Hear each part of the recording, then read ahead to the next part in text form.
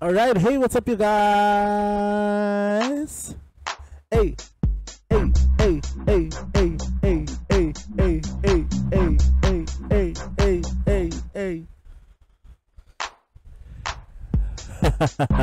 What's up, everybody? Welcome back to our podcast. I really wanna hear something, so ganahan ko makadungog ko sa akong tingog, no? So let's see. Alright, okay. Sound check. Anyway, sorry naman. Welcome again. Ako yung coach mo, Shimron Suarez. Welcome to the live, ha? Welcome to the live. Welcome to the show. This is Yow, the podcast. What's up, ladies and gentlemen, and those in between. I am happy to have witnessed each and every one of you again for the next, for the 14th episode. Kasi wala tayong internet. Wala tayong internet today. So, ga-record na lang ko. Kesa sa wala tayong buhaton, mag-record. Naaragin ng kinabuhi. Pero guys, so mga no, ang atong mag-istoryahan ko ng adlaw, no. This is, I don't know kung saan na choose Thursday, no? Next week, no? As of recording time, it's Wednesday, July 16, 2025, no? And medyo may sipon pa rin ako. Don't get me wrong. May sipon paghihapon ta. May sipon paghihapon ta, guys. And ubo. Even my father karon na nagkasakit siya kainit. Init yung lawas. Pero anagin na siya kay imagine karon halos everyday masagod ka uwan ba niya kanang mabuntag kay init. So magabag-o jud ang panahon, no? Hay naka. So ginasip on gihapon. Pero tanawan akong glasses gigamit na siya nako, no, kay bahalag hiwi. Ngano nga hiwi bitaw ning glasses sa bitaw guys. Or sa ako nang naw nga hiwi. Hiwi ang naw. Ako man ang naw nga hiwi, no. Amot lang. Tara, sus naraman na. Anyway, so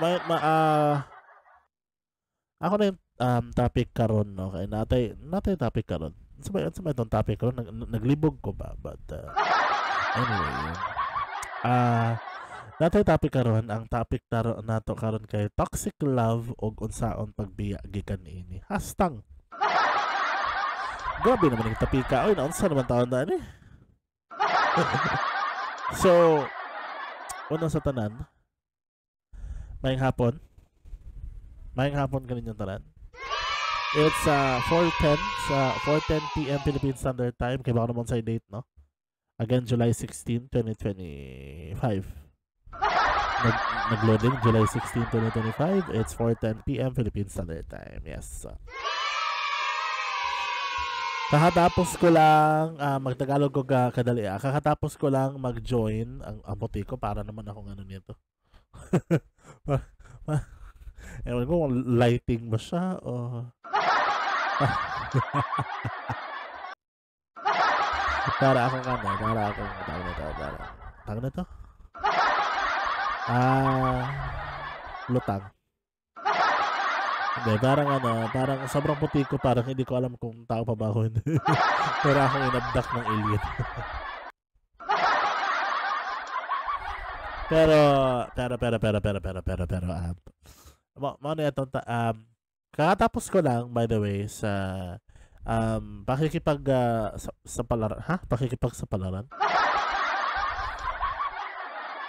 sa pakikipag-show kasama ang Lavori Music Records. Kasama sila si Benz Lavore, ang ating composer, founder, and everything else of Lavore Music, no? Si Pated Liam, Pated Liam Pangilinan, si Pated Venice si Pated Jack Santos, si Ryan Patrocinio, who's always guesting. Pero sa ngayon, lately parang wala siya doon. Pero, yeah, napaparamdam naman siya. Also, sila Pated Merjoy, Pated Jan L, o si Janelle, no? Si Pated Erna, sino ba yun? Sino ba yun? Hala. Si Pated Shell. Ayan. So, kami yung nag-host kanina sa live ng Pated Shell, si Pated Liam, si Pated Kabatang pa. Okay? Sorry na, kung may nakalimutan pa ako, pagpasensyahan nyo na. Makakalimutin talaga yung first one. Lalo na ngayon na walang internet, makakalimutin ng first one. But, so, ayun, papasalamat po ako sa Lavore Music Records for continuing to give us an opportunity to be able to have some music out to the world, no? In fact, ang ganda ng music or sound ng Lavore Music Records, no? Hopefully hindi niyo ako i-copyright, pero mag-ano ako ng sample, no, na kanta, no, ng Lavore Music Records. If maririnig nyo, ay hindi pala nakasaksak-to. Kagaling naman. Pero try ko pa rin, regardless, no. I'm feeling, wala ba tong download? Huy. Wala yung YouTube natin, dead on arrival po ang YouTube natin ngayon. But wala, offline so wala, no? Hindi ko mapa-play sa inyo. Pero grabe yung ilong ko today, malala.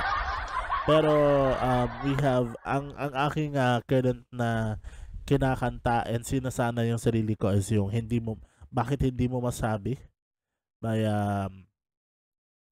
Mr. Joel Heminos, na recently lang ay kinover ni Mr. Sky Nape. So thank you very much.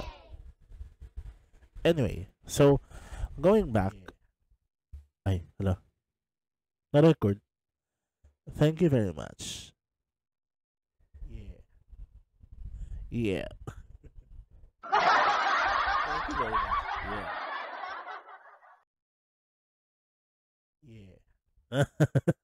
Perfect. Anyway, nag-experiment ako kasi may mga buttons ditong apat. And pwede siyang i-record. So, kagaya nito, yung ginawa ko is yeah.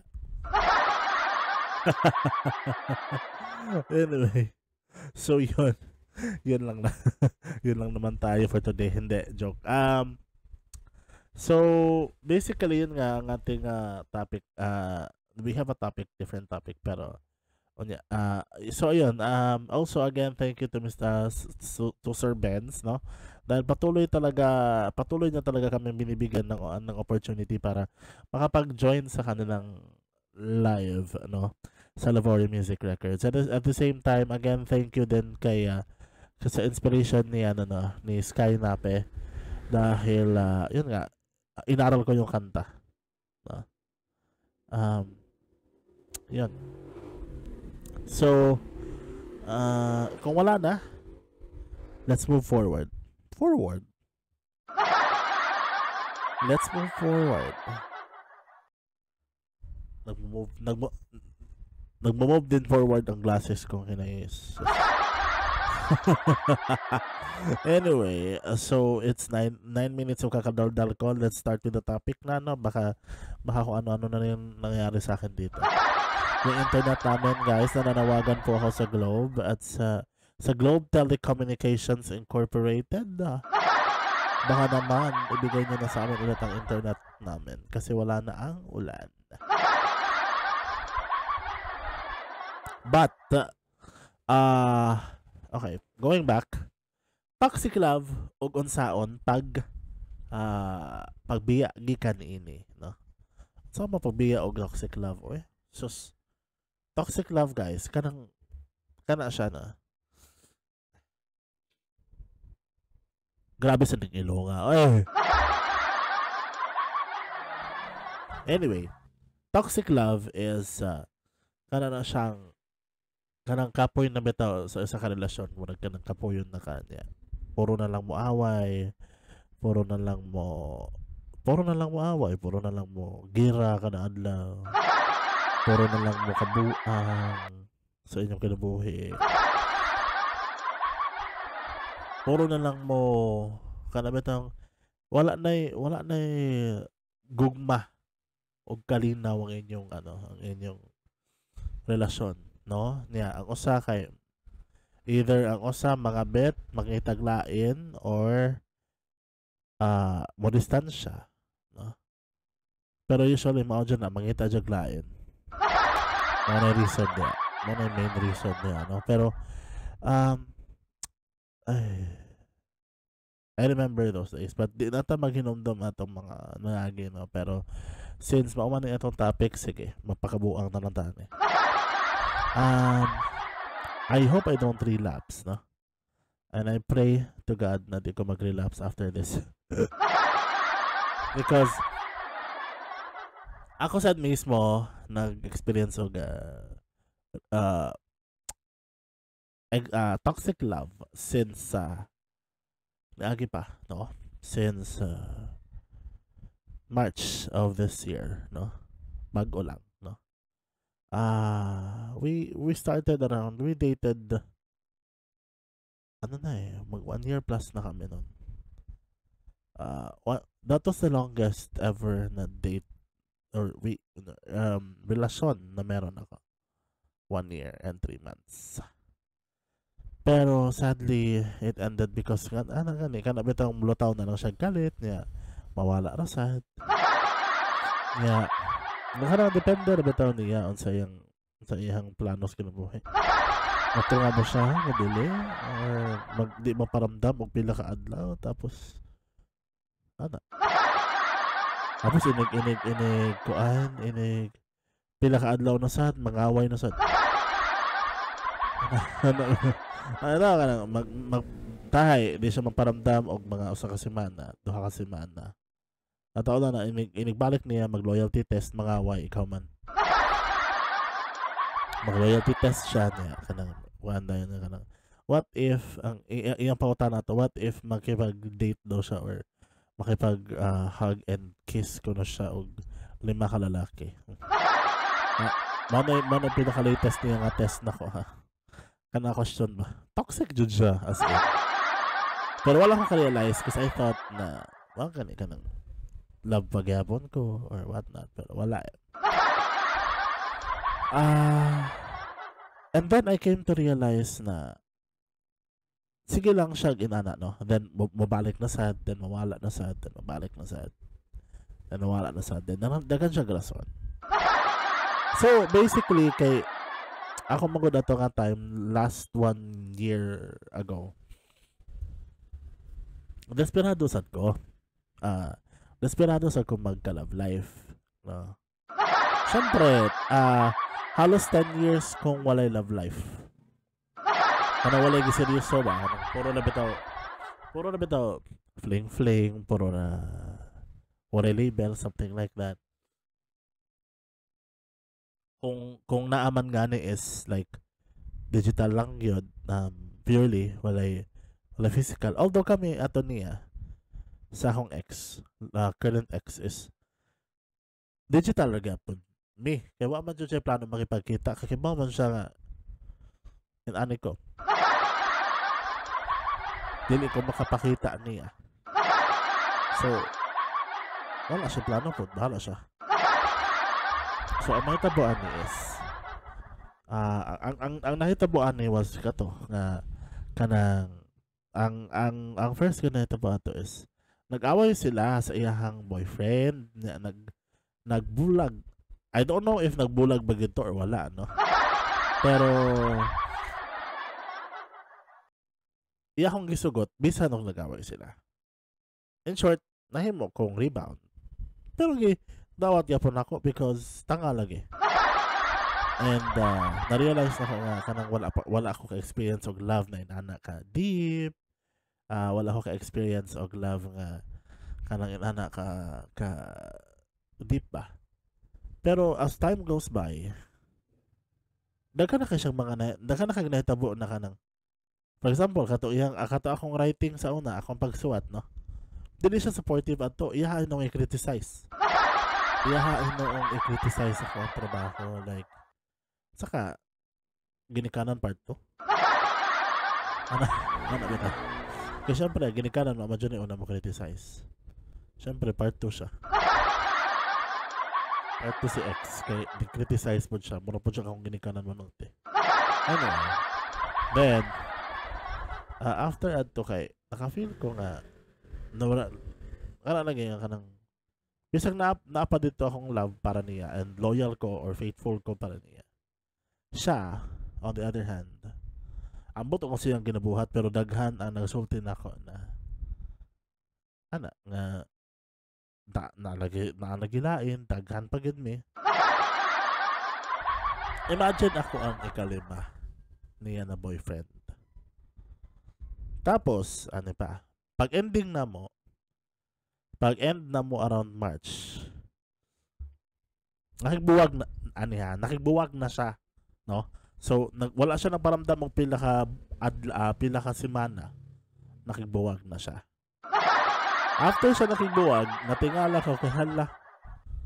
Nagselos man noon sa ako ang ex-best friend sad. Ako ex-best friend sad nga taga Bohol. Ano man sad kaayo? Kanang kiringking.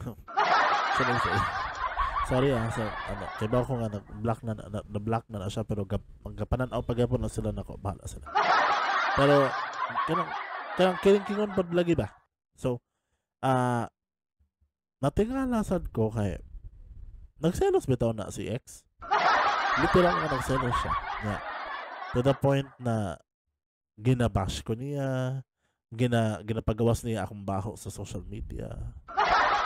Gina-expose niya ako ang writer's account na karon ako nang gi-abandonar. Gi-abandon na nako ba? Wala na nako gamita. So then after adto, wag gid siya mohunong. Bisan pag nangita tanan laging tanang writers group, tanang mga grupo siguro sa Facebook, yan ang gibutangan sa akong mga baho ba. Pero without her realizing nga iyang gibuhat, mas baho pa sa ako ang mga baho. Well, kanang slut behavior ba? Mao na yung right term da, slut behavior. But no. Sorry to say sa mga sluts, but anyway, slut behavior na siya. Na siya tawag na slut behavior. But regardless, conjured kanang, well, yeah, there were good times. Pero mas nang daghan ang bad times ato na relasyon. So what did I do na para maka-eskapo gikan or pagbiya gikan ato nga klase na relasyon? Ano ba day before na ko na-discuss ba na ba day experience?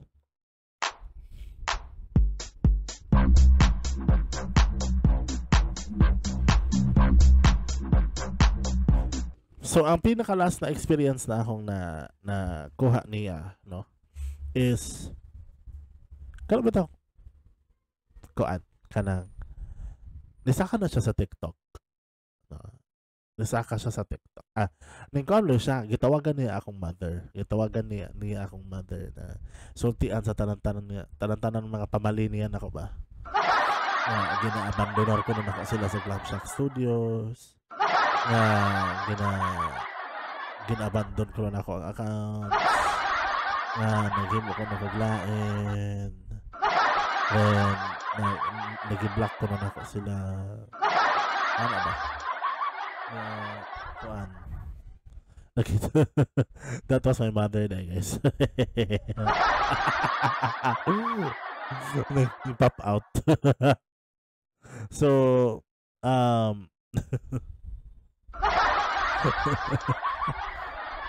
anyway mga to sorry guys pero nakita ni mga akong mother mato siya akong mother na guys I'm proud to say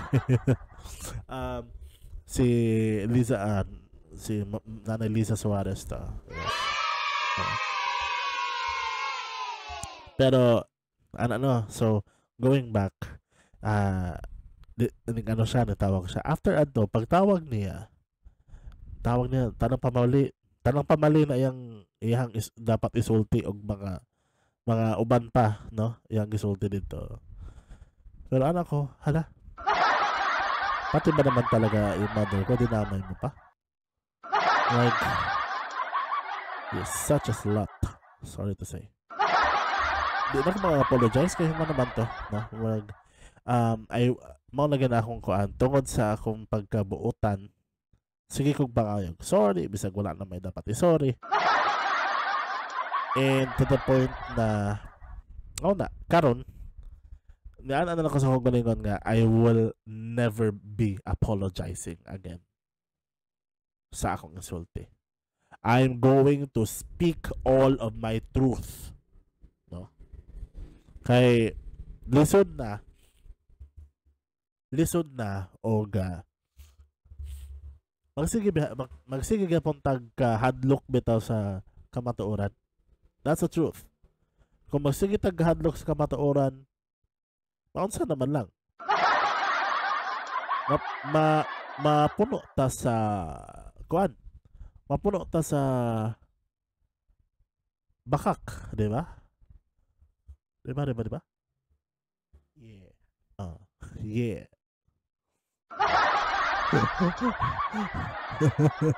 pero I would like to say na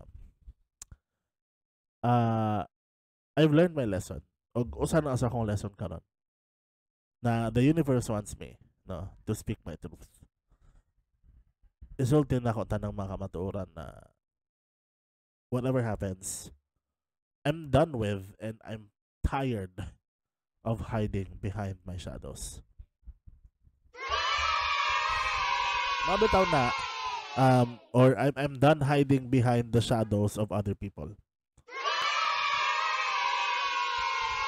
Mabitaw na ang pinaka-anthem nako right now. Kay ba mo sa pinaka-anthem nako? ang pinaka-anthem nako karon is ang Golden by Huntrix. Sa K-pop Demon Hunters.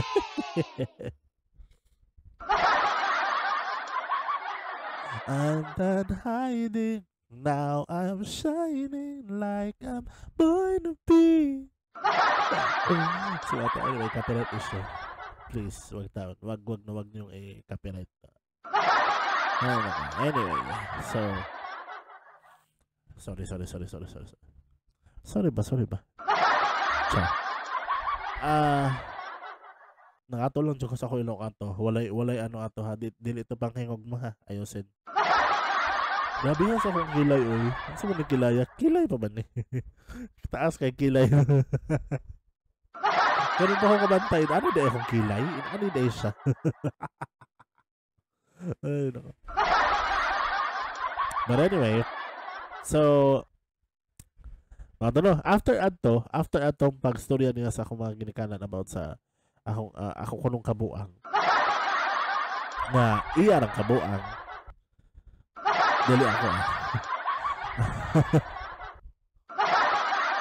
but after ato wa pa jud siya makontento ni adto pagad siya sa usa sa mga kauban ako ng mga friends nako ba sa TikTok nisaka siya sa live ninaog ko yeah nagputak-putak bitaw siya ato dito sa live about sa ako Tapos kay bao man ako ang friends nga. Friends gito na ako sila. So ano maminaw man sila niya. Like hello. So like a demon that she is. Ang gibuhat nako to prevent all that from happening is to really abandon my account. Kato na account, Alejandro Luis Del Rey or Alejandro Del Rey na account. Which is now, sa tayo kung ano to eh. Crooner ang last name, no? Gina-abandon na rin, gina-abandon na to na ako. Yes. Because, dito siya, naghan ko siya ginatrat dito. Tapos, and anybody, after atong tanan, no? Na pag-abandon ako for pila ka buwan na. April, May, June, July na taron, mag 4 months na kong gi-abandon na itong account. Ang nahitabo kay kuan kanang ning na last na the check sa ako ang kauban akong friend na si Von. Hi Von. Last check niya ato by May atong May ha. Ana siya nga ning ano na ako na akong ex na ning confess po siya sa iyang kaugalingon no. She also spoke her truth na she was a RAPE victim no. And I will spell it out na lang. She was a RAPE victim and inana no. And then puro na lang ko no basta inana nga ano po ba pa-victim sa after that. So, okay, fine. Speak her truth, I don't care. Kasi she gave me that lesson to never care at all of what other people say.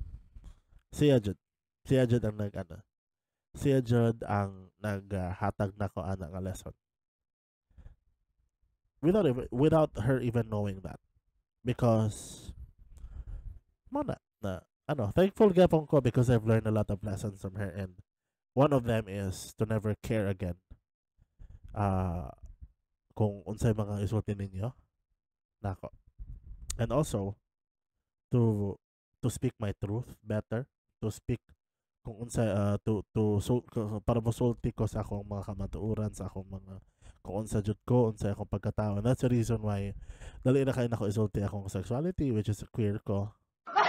If you have not known na naana somewhere sa episodes before this no. Then also also me telling you all about my body and what I'm aiming to do with it no. And also me having my music career. Ngano pati naman gyud akong patian. Di naman jud true na yan. Sa naman akong ring light. Ay ko sabot kung kay diri sa akong phone ngit gapon kay siya no. Pero diri hayag guys tanan amot na lang. But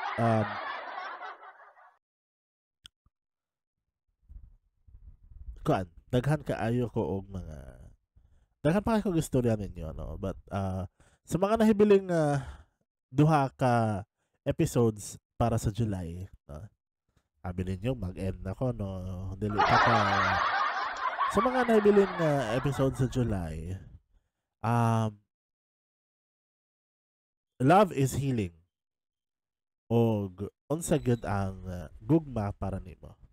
No. So those are the last two topics that I'm going to discuss no in the near future. Pero syempre, we have a new month for August.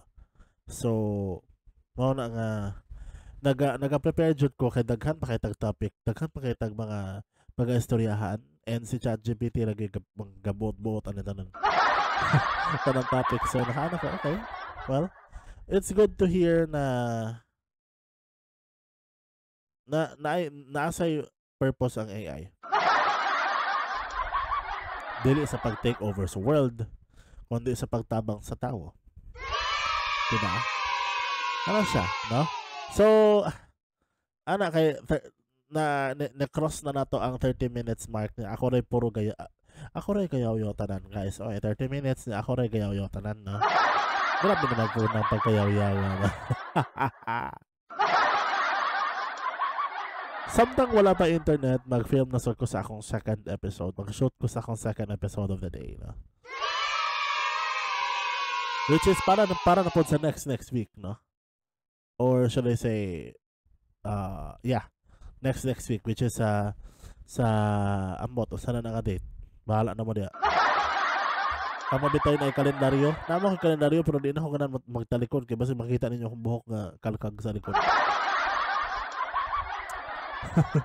Kay kabaw mo napataas ba akong buhok ron because ano sila once ko na magpataas kag buhok possible ko nung kanon sa imong buhok ang nutrients imong lawas. So magniwang ka. So, yan ako, okay, sige. Ako soyan. Soyan ako pataas. Kay, namang ko friend pod sa spirituality or sa akong account sa spirituality si Maverick Moon Dragon. No? I'm open now for that. No? Ano ba ko? I'm gonna speak my truth. Bahala mo diya. But, ano ba ko dito na I have a friend dito na practitioner sa nako, parehan ako like nga di mo siya taro, pero reader pod siya no. Parehan ako. But kuan siya kanang dagan siya hilig sad no, like Reiki healing ana nga mga butang no. Pareha pod nako, but mas ano lang ko, mas daghan kong knowledge. Tungod na po na ChatGPT. No? Mas dali na siya kay tungod na ChatGPT.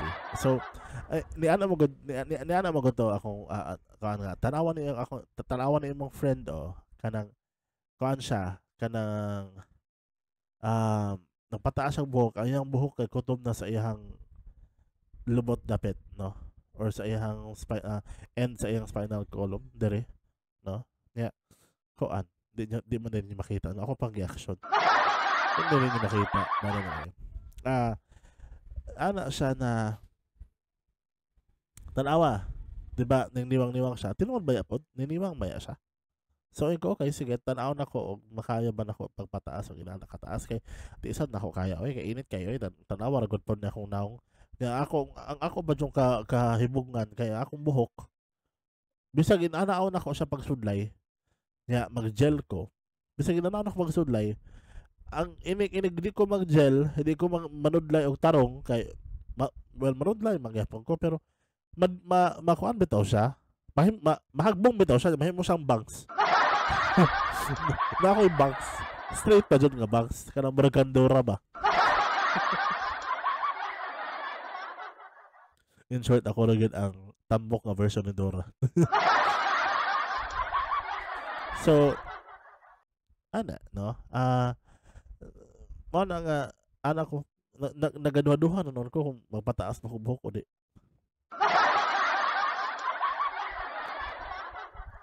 Lamin na kayo. Kanang, inana nga time ba nga, lamin na kayo ipotol ang buhok. Pero di man sad na potol kay ako naman sa ginikala naman paputol. Ako namang father.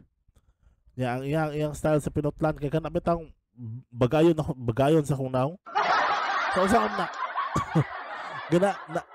naalang ko ganahan nga i-try nga hairstyle di sad siya, di ba?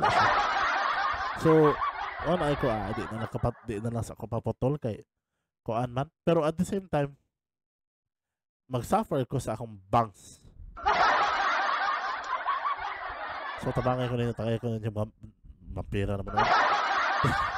Ay, inagay ko yung barbero ba? Kana mo na right term, dili vampira. Barbero. Ano?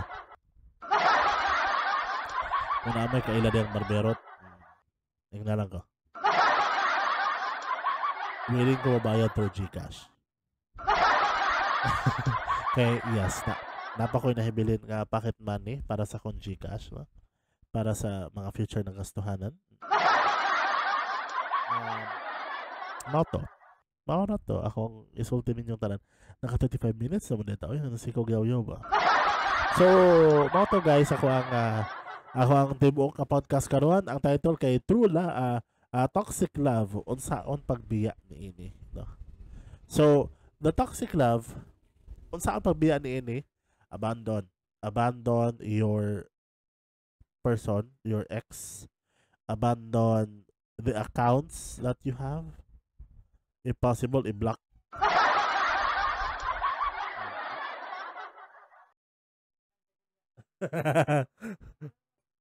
Hadlock. Hadlock kung makitaan. Naka-dress up man. Anyway guys. So to siya, no? Nag-deliver siya sa akong snacks, which is pan and kape. No? Sorry naman. Ano ba dito? No. But so regardless, abandon your accounts, abandon your leave the toxicity.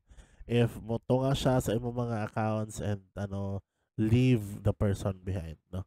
Kung kay and mo gud mga Capricorns. Ang Capricorns really is calculative. Mag-calculate gud mi sa among next moves. So if I feel na mo nga wala na yung kwenta, then leave. Abandon everything yun. Bahala gud mo niya. Which is almost hapit na ko gibuhat na after atong episode 12. Kaya nagkagamay bito ang viewership, guys. But ang pinakadako na dyan na viewership nako was ang first episode. But yeah, anyway. Wala man to. Thank you guys for listening, you guys. Thank you for making it this far. If you made it this far, please do subscribe. Please do follow me. Please do comment. Please do share. And please do send me some stars. Basin ano nga time available na ang stars para nato sa Facebook. Let's hope for the best. Let's hope for the best. Yeah. Anyway, hangtod diri na lang po ang atong episode episode 14 karong hapuna. Thank you very much for listening and watching this entire episode. I love you all. Bye-bye.